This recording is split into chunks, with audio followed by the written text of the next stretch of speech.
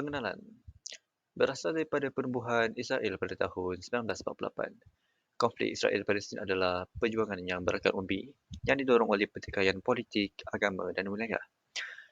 Manakala dalam konteks sejarah pula, menelusuri kembali ke penghujung abad ke-19 dan awal abad ke-20, kebangkitan gerakan Zionis dan deklarasi Balfour 1917 yang penting adalah menetapkan pentas untuk ketegangan yang semakin memuncak. Manakala pengisytiharan kemerdekaan Israel pada tahun 1948, Perang 6 Hari Seismik pada tahun 1967 dan Intifada pertama dan kedua yang meletus setelah meninggalkan kesan yang berperpanjangan ke atas wilayah yang dipertanggungjawabkan dan juga dipertandingkan. Namun begitu, pertempuran semasa seperti Ribut Al-Aqsa akhir-akhir ini mendedahkan isu berterusan dan operasi ketenteraan serta perancangan politik yang menambah lagi tahap kerumitan. Dalam konteks implikasi global, usaha antarabangsa untuk penyelesaian menghadapi halangan terutamanya dilihat dalam peristiwa baru-baru ini di mana Amerika Syarikat menggunakan kuasa vetonya di PBB untuk menggariskan perut geopolitik dan menghalang untuk ceasefire. Dalam konteks cabaran dan maklumat, semasa konflik berterusan, masyarakat antarabangsa bergelut dengan peranan pengantara peperangan maklumat dan mengejar penyelesaian yang adil dan juga mempan. Okey, bismillahirrahmanirrahim. Saya akan teruskan dengan latar belakang. Pada tahun 1947, resolusi 181 mendapat sokongan penuh daripada Amerika Syarikat dan undian sebanyak 33 undi di Pertubuhan Bangsa-Bangsa Bersatu PBB. Di sana terdapat 13 negara yang menentang sementara 10 negara lain yang tidak menyertai undi. Seterusnya pada tahun 1948, PBB telah memberikan 55% tanah Palestin kepada pendatang Yahudi yang datang tanpa izin dan terjadinya pembentukan negara Israel. Seterusnya pada tahun 1964, Pertubuhan Pembebasan Palestin PLO ditubuhkan selepas berlaku Perang Arab-Israel yang melibatkan 5 negara iaitu Syria, Iraq, Mesir, Jordan dan Lebanon. Okey, seterusnya pada tahun 1967, berlaku Perang 6 Hari yang melibatkan Israel menawan Sinai, semenanjung Gaza, dataran tinggi Golan, tebing barat dan Baitul Maqdis. Pada tahun 2006 pula, kumpulan politik yang dikenali sebagai Fatah mengawal PLO namun Hamas yang merupakan kumpulan pejuang Islam Sunni memenangi pilihan raya pada tahun yang sama. Dan akhir sekali pada tahun 2014, Hamas dan Fatah akhirnya membentuk kerajaan Palestin Kebangsaan Bersatu. Bismillahirrahmanirrahim. Assalamualaikum warahmatullahi wabarakatuh. Untuk slide pertama yang saya akan bentangkan adalah penyataan masalah. Penyataan masalah pertama adalah penyebaran info palsu yang di mana terdapat perkosaan kahwin digelar sebagai perang. Perang di antara Israel dan Palestin berlaku selama seminggu dan perang Rusia-Ukraine yang berlaku selama 8 bulan telah dikatakan telah mendapat info bahawa mereka mempunyai jumlah korban yang sama, di mana telah jelas bahawa ianya bukan perang dan lebih kepada perkosaan kaum. Akibat daripada tomahan daripada sekitar dunia, pihak Israel juga telah mengadakan ungkapan antisemitisme dalam menutup perbuatan mereka yang mana adalah penghapusan kaum. Untuk poin saya kedua adalah pendapat dunia mencampur. Pendapat dunia mencampur ini berlaku apabila terdapat pihak yang membelahi Palestin dan pihak yang membelahi Israel, iaitu pro-Palestin dan pro-Israel. Tapi juga terdapat pihak neutral yang mana tidak mahu terlibat ataupun tidak mahu menyokong mana-mana belah pihak. Kerana apa? Isu ini dibangkitkan dan menjadi isu yang sensitif. Dan akibat menjadi isu sensitif ini, terdapat pihak neutral yang memastikan mereka tidak terlibatlah dengan topik yang mendalam dalam isu konflik ini. Dan akibat daripada isu-isu konflik ini, sebahagian negara seperti negara Arab Saudi telah memastikan bahawa tiada isu ini dibangkitkan di tempat mereka, yang mana di Tanah Suci ataupun di Tanah Mekah lah. Dan akibat daripada perbuatan ini, masalah yang kita pasti adalah ramai orang dan ramai masyarakat dan sebahagian masyarakat lah tidak mengambil tahu dan tidak memastikan, tidak ada sifat belas kasihan kepada Palestin ataupun rakyat yang terkorban di sana. Lepas tu, poin ketiga saya adalah penlibatan kuasa besar politik. Untuk penlibatan kuasa besar politik, ianya bermula apabila pengiktirafan resolusi 181 oleh PBB, yang mana pembahagian tanah di antara pihak Israel dan Palestin. Dan akibat daripada pengiktirafan itu, terdapat konflik yang telah berlaku hari ini. Dan konflik ini walaupun telah berlaku, pelibatan kuasa besar politik tidak mengambil sebarang tindakan yang besar, yang mana perbuatan mereka dalam tindakan yang mereka telah ambil adalah hanya sebagai perbincangan dan gencatan senjata, yang mana tidak mengubah sebarang peperangan ataupun masa hadapan salah satu belah pihak. Dan juga baru-baru ini telah dikatakan bahawa pihak negara United States telah menggunakan kuasa veto dalam menentukan sebarang resolusi yang ditengahkan di United Nations UN, yang mana mencadangkan bahawa gencatan senjata perlu dilakukan kepada pihak Israel. Namun kuasa US telah menggunakan kuasa veto untuk memastikan gencatan senjata itu tidak berlaku. Jelaslah bahawa pelibatan kuasa besar politik ini terdapat masalah yang besar telah berlaku di kalangan mereka. Untuk slide kedua yang akan saya bentangkan adalah objektif. Objektif pertama yang kita akan pastikan dan slide ini adalah tercapai adalah mengenal pasti faktor-faktor yang membentuk konflik Israel-Palestin, iaitu agama, sama ada masalah politik, ekonomi, sejarah dan semangat deklarasi Balfour. Yang kedua, membincangkan insiden-insiden tertentu, termasuklah seperti dakwa kekejaman seperti Perang Gaza, Operasi Castle dan kesan pengembangan penambatan. Selain itu juga kita akan membincangkan tentang Perang Arab Israel pertama 1948, pembunuhan rakyat Palestin oleh kumpulan teroris dari kalangan Yahudi, Perang Al-Furqan 2008 hingga 2009, Operasi Perlindungan Sepandai 2014, pertikaian Gaza Israel yang berlaku pada Mei 2019 dan Perang Saif Al-Quds yang berlaku pada Mei 2021. Juga dapat berlaku baru-baru ini juga Perang Israel Palestin yang pada 2023 yang akan dibincangkan untuk objektif yang tercapai. Untuk objektif yang ketiga yang kita akan capai adalah menghuraikan cadangan dan langkah dalam mengatasi kekejaman Israel di Palestin supaya peperangan dan isu konflik Palestin-Israel ini telah berhenti dan tiada lagi mangsa yang terkorban, tiada lagi anak yang kehilangan ibu bapa dan tiada lagi ibu bapa yang kehilangan anaknya. Sekian itu saja daripada saya. Terima kasih. Bismillahirrahmanirrahim. Assalamualaikum. Saya Syahmin bin Azmi. Untuk kali ini saya akan membentangkan metodologi kajian. Okey. Untuk metodologi kajian ni kita orang gunakan rujukan bahan pustaka dan internet. Ini adalah salah satu metodologi kajian lah. So, penggunaan kaedah rujukan untuk mendalami sejarah konflik, lensa pelbagai sumber seperti kita orang gunakan buku, artikel akademik, dokumen hak asasi manusia. So, banyak artikel-artikel yang membincangkan tentang isu-isu kekejaman Israel dan Palestin ni lah. Antaranya saya sertakan di bawah ni daripada Smith Jones tahun The Impact of Israeli-Palestinian Conflict of Human Rights ni. Itu adalah antara artikel lah yang kita orang dapat itu tentang isu-isu ni lah. So next adalah penerokaan literature dari sumber-sumber seperti Harian Metro, Utusan Malaysia dan Astro Awani. Ini adalah media yang popular yang war-warkan tentang isu-isu ni. Dan daripada ni kita orang tahu yang kalau dalam media ni adalah orang panggil apa, sahih dan valid lah. Dia punya unsur yang dibahaskan tu adalah valid dan sahih lah. So next adalah kajian epidemiologi. So dalam ni kita orang adanya pendekatan analisis kes-kes kekejaman dalam konteks konflik. Banyaklah konflik yang dipertikaikan. Antaranya adalah konflik perebutan tanah diorang. So masing-masing macam mengaku tanah masing-masing. Itu adalah sejarah. Kita kena refer back kepada sejarah-sejarah diorang lah.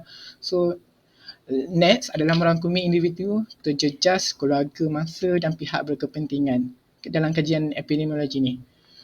So kajian epidemiologi ni kita orang gunakan sekali individu yang terjejas, keluarga, mangsa, kita orang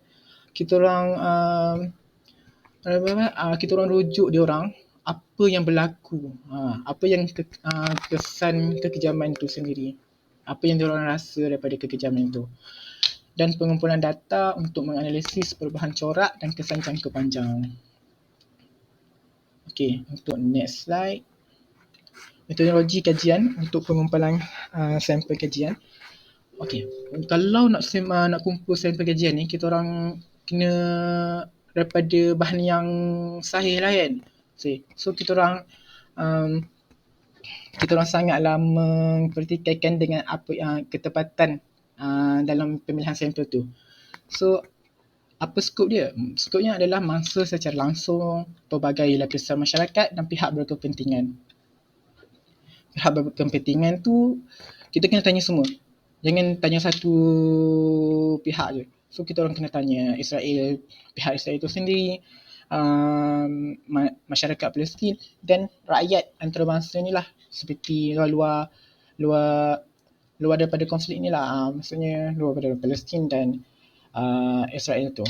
Macam kita lah, Malaysia, Indonesia semua, US semua itu.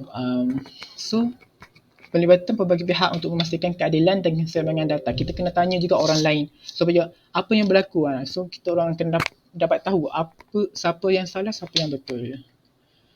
So itulah untuk pengumpulan sampel kajian.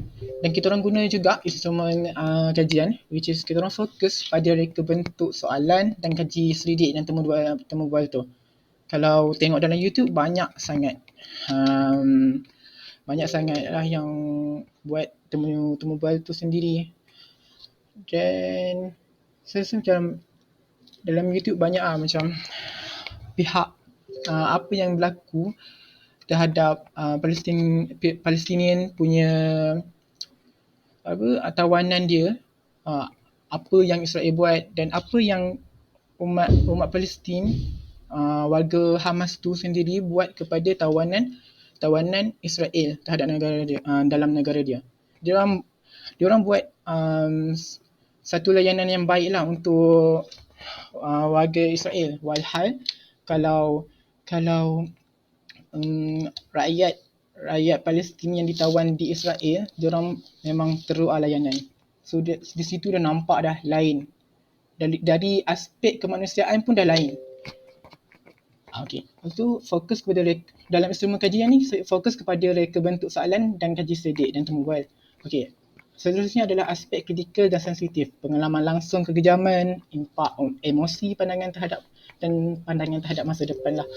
Okey, seterusnya adalah ujian teliti untuk validiti dan kebolehpercayaan instrumen kajian. So sini kita kena fokus betul-betul lah supaya apa maklumat yang kita dapati adalah sahih. So sekarang kan banyak daripada Israel itu sendiri propaganda yang benda-benda yang mengarut lah, yang tak betul diorang claim. Banyaklah. So akan kita bahaskan selepas ini.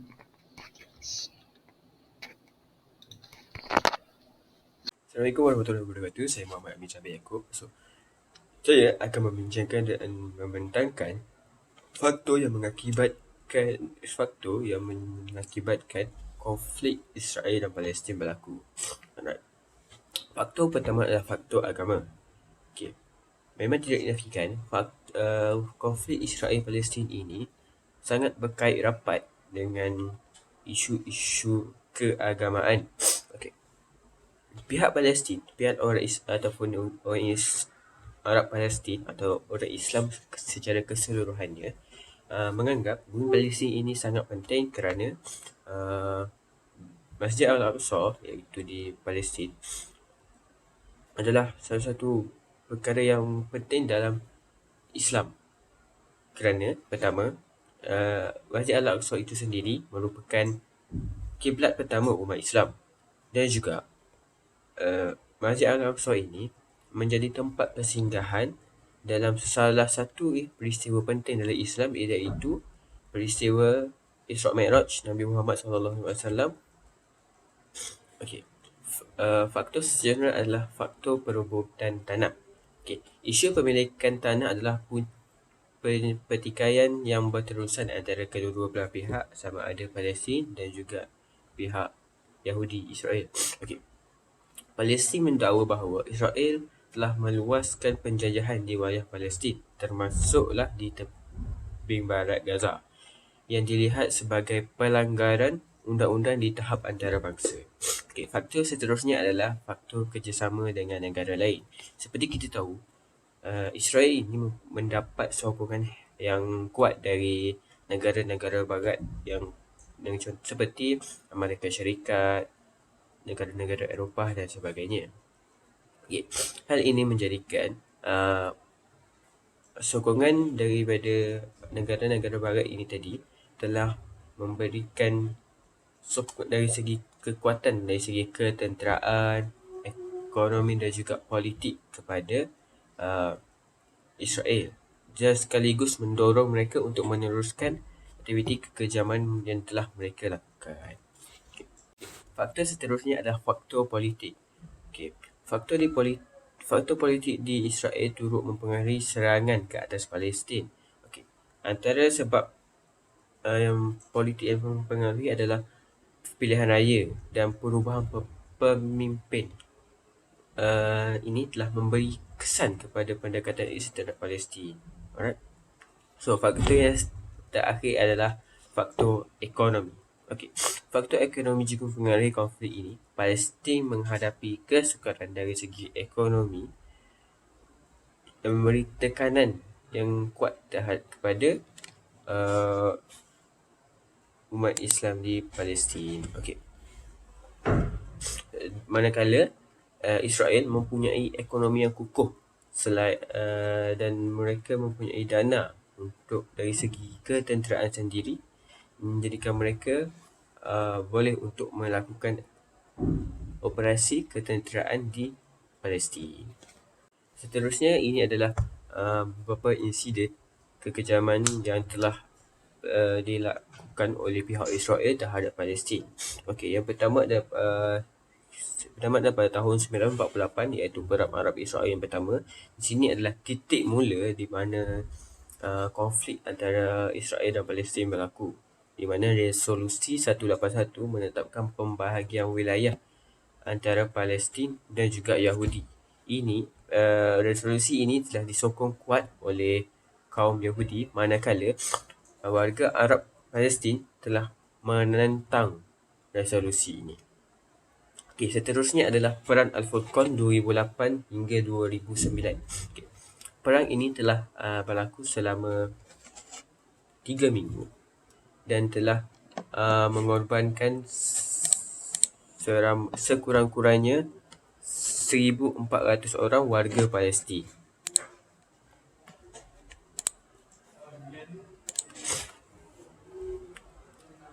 Seterusnya adalah Operasi Perlindungan Sempadan yang berlaku pada tahun 2014, di mana perlindungan sempadan operasi ini telah mengakibatkan lebih 10,000 orang awam tercedera dan sekurang-kurangnya 2,000 orang awam telah terkorban. Manakala pada tahun 2019 berlaku pertikaian Gaza Israel, di mana insiden ini berlaku akibat dakwaan 2 orang tentera pasukan keselamatan Israel telah ditembak mati di tepi barat Gaza. Okay. Sebagai tindak balas, Israel telah melancarkan beratus-ratus roket ke arah Gaza, dan mengakibatkan 2 orang awam Palestin terkorban. Manakala pada tahun 2021 berlaku Perang Saif Al-Quds. Dalam perang ini, pihak Israel telah menyerbu dan menghalau penduduk atau warga Palestin yang sedang beribadah di Masjid Al-Aqsa pada awal Ramadan tahun tersebut pada 13 Mei 2021. Okay. Manakala yang terbaru adalah Perang Israel Palestin yang digelar Taufan Al-Aqsa. Okay. Dalam konflik terbaru ni, sehingga 17 Disember 2023 dicatatkan seramai 20,000 orang sudah pun terkorban dan lebih 90,000 orang telah pun tercedera. Okay. Assalamualaikum, nama saya Afnan Farahikabi alias. Untuk pemandangan terusnya, saya akan menceritakan langkah-langkah macam mana untuk menyelesaikan konflik antara dua negara ini.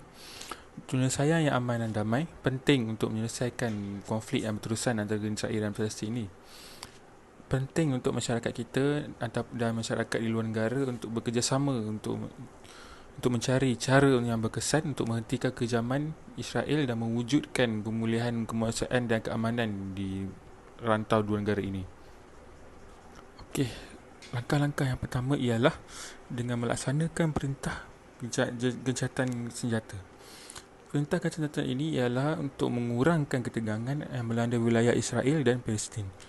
Sangat penting untuk kedua-dua negara ini membuat keputusan untuk menghentikan tindakan pembunuhan ini. Ini akan membuka jalan untuk pembincangan dan mengurangkan tahap keganasan yang mewujudkan perserikaran yang membolehkan penyelesaian damai. Gencatan senjata ini bukan saja untuk berbincang antara dua negara, tapi dia juga boleh membuka peluang untuk menyelamatkan nyawa dan melindungi orang awam dan menyediakan bantuan kemanusiaan segera kepada rakyat-rakyat Malaysia yang terjejas. Okey, untuk langkah yang kedua pula ialah dengan mendapat sokongan padu daripada Mahkamah Agung Persetubuhan Bangsa-Bangsa Bersatu ataupun UNSC.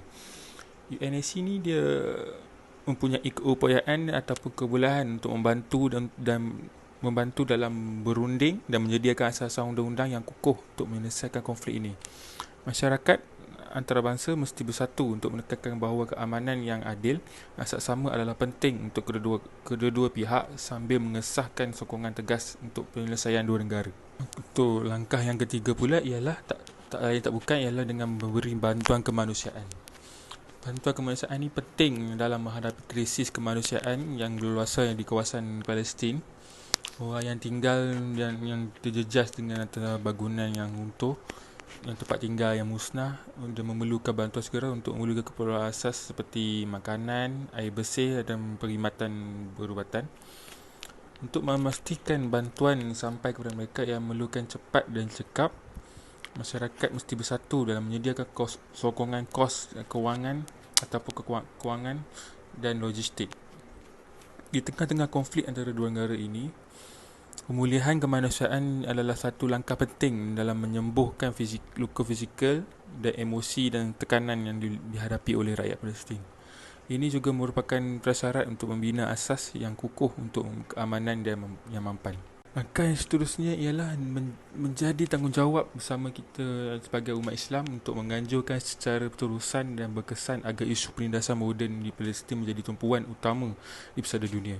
Bukan saja cukup mengejutkan masyarakat antarabangsa dengan kejaman yang dilakukan oleh Zionis Israel ini, umat Islam perlu mengambil inisiatif dalam membentuk naratif yang mendalam dan terperinci tentang kesan negatif penindasan ini. Melalui kempen advokasi yang kuat dalam talian dan luar talian, umat Islam boleh membina kesedaran global dan mendapat sokongan daripada masyarakat antarabangsa. Kepentingan menjadikan isu ini sebagai bahasa dunia akan menimbulkan tekanan yang lebih besar kepada pihak terbabit untuk mencari penyelesaian secara aman dan menamatkan gitaran keganasan terlalu lama yang berlaku di bumi Palestin. Di samping usaha dunia, adalah penting bagi kita sebagai umat Islam untuk menadah tangan yang berdoa kepada Allah, memohon agar rakyat Palestin diberi ketebahan dan kesabaran di tengah-tengah ujian yang sukar ini. Pada masa yang genting seperti ini, umat Islam seluruh dunia perlu menghidupkan sunnah Nabi Muhammad SAW dengan memulakan bacaan kunut nazilah sebagaimana yang dilakukan oleh baginda ketika umat Islam menghadapi tekanan hebat di zamannya. Doa ini adalah satu bentuk manifestasi persatuan umat Islam dalam memohon pertolongan yang Maha Esa dan menunjukkan solidariti dan kita sebagai umat yang satu. Dengan mengeratkan ikatan rohani dan berdoa bersama-sama, diharapkan kekuatan dan pertolongan daripada Allah akan turun ke rakyat Palestin, membawa mereka keluar dari kesusahan mereka untuk menuju kemenangan dan keamanan yang sepatutnya. Langkah yang terakhir yang boleh diambil oleh masyarakat di dalam negara dan dua negara ialah dengan mengutuk dan tidak bertindak balas terhadap pencabulan hak-hak asasi yang manusia dan ketidakadilan yang berlaku dalam konflik Palestin-Israel. Salah satu cara untuk kita mengutuk ini ialah dengan memboikot dan memberi sekatan terhadap tindakan yang melanggar undang-undang antarabangsa. Seperti contoh, memboikot barangan atau entiti yang terlibat dalam aktiviti haram yang boleh menjadi cara untuk yang berkesan untuk menjauhkan ketentangan, dan memberikan tekanan kewangan kepada pihak yang bertanggungjawab. Sebagai contoh, sekarang kita memboikot McDonald, KFC, yang menjadi salah satu saluran yang besar kepada Israel untuk kewangan, dari segi kewangan. Ini juga menjadi salah satu cara yang boleh, cara kecil yang boleh mendatangkan hasil yang tepat.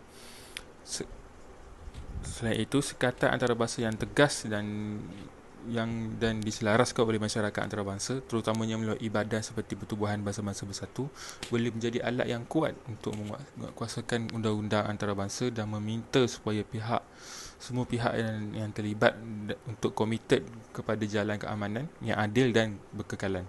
Inisiatif ini boleh berfungsi sebagai cara untuk menunjukkan protes terhadap pencabulan hak asasi manusia. Secara keseluruhannya, langkah-langkah yang dicadangkan ini mewujudkan langkah kerja yang komprehensif untuk bertindak balas terhadap konflik Israel dan Palestin. Gencatan senjata amat diperlukan sebagai titik permulaan untuk meredakan ketegangan dan menyediakan ruang untuk rundingan manakala sokongan bersatu di masyarakat antarabangsa dan UNSC memastikan galakan dan pengawasan global dalam mencapai penyelesaian yang aman. Bantuan kemanusiaan yang telah menjadi kunci dalam menangani krisis kemanusiaan di lapangan, manakala advokasi untuk umat Islam dan langkah diplomatik seperti boikot dan sekatan telah menjadi alat untuk mengecam pencabulan hak asasi manusia. Seterusnya, dengan menadah tangan untuk berdoa dan mengamalkan sunat Kunut Nazilah, umat Islam dapat menunjukkan kesatuan rohani umat Islam. Langkah-langkah ini dapat dilaksanakan bersama dan berharap yang membuka ke jalan ke arah keamanan yang adil dan mampan untuk di Tanah Suci Palestin. Terima kasih. Kesimpulan, konflik Israel-Palestin yang berakar umbi adalah sangat rumit dan juga mendalam. Ia melibatkan pelbagai dimensi seperti agama, politik dan ekonomi. Peristiwa baru-baru ini seperti Ribut Al-Aqsa menggariskan realiti keras peperangan yang berterusan. Walaupun menghadapi cabaran geopolitik, kesimpulan kami ialah seruan tegas untuk bertindak dan menekankan kecemerlangan diplomatik, kerjasama antarabangsa dan kemajuan sosioekonomi sebagai laluan kepada keamanan yang berkekalan. Mandat global adalah jelas, terus berusaha mencari penyelesaian yang adil dan juga mampan, membebaskan rantau ini daripada belenggu masa lalunya yang bergelora.